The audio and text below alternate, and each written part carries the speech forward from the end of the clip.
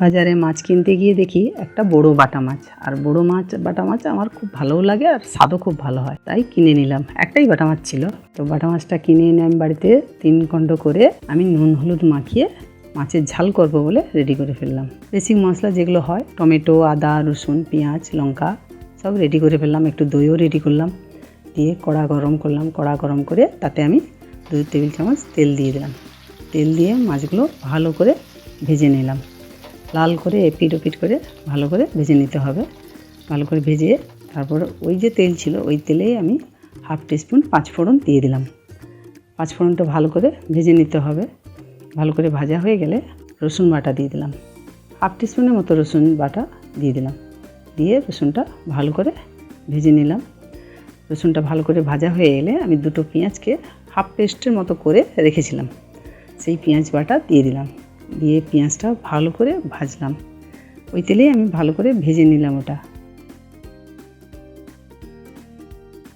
ভাজা হয়ে এলে তারপর একটা টমেটোকে কুচি করেছিলাম আর 2টো কাঁচা লঙ্কা কুচি করে রেখেছিলাম।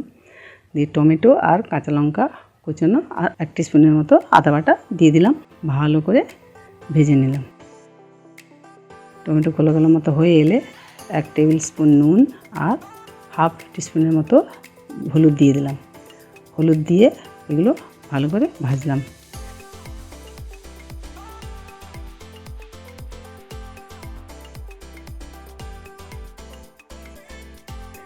বেশ একটু তেলটা ছেড়ে ছেড়ে আসবে, তখন বেসিক যে মশলাগুলো যেমন জিরে গুঁড়ো, ধনে গুঁড়ো আর কাশ্মীরি লঙ্কার গুঁড়ো আর কসুরি মেথিকে হাতে একটু দলে আমি দিয়ে দিলাম। দিয়ে ওগুলো ভালো করে ভাজলাম। ভাজা ভাজা মতো এলে আমি অল্প একটু জল দিয়ে দিলাম। দিয়ে ভালো করে কষতে হবে।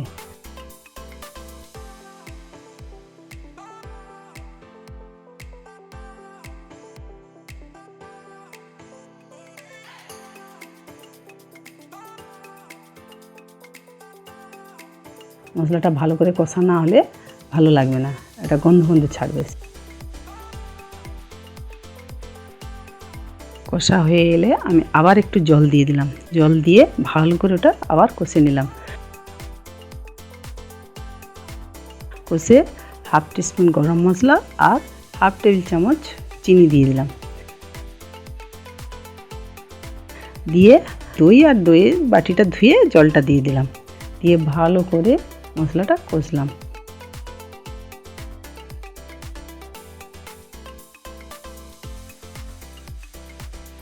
কষতে কষতে যেন একদম তেল ছেড়ে আসে।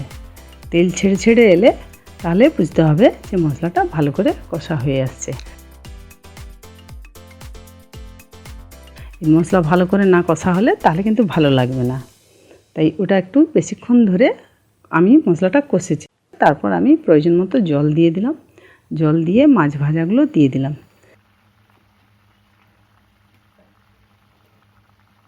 দিয়ে এপিট ওপিট করে ভালো করে মাছগুলো নেড়ে তারপর আমি ঢাকনা চাপা দিয়ে দিলাম।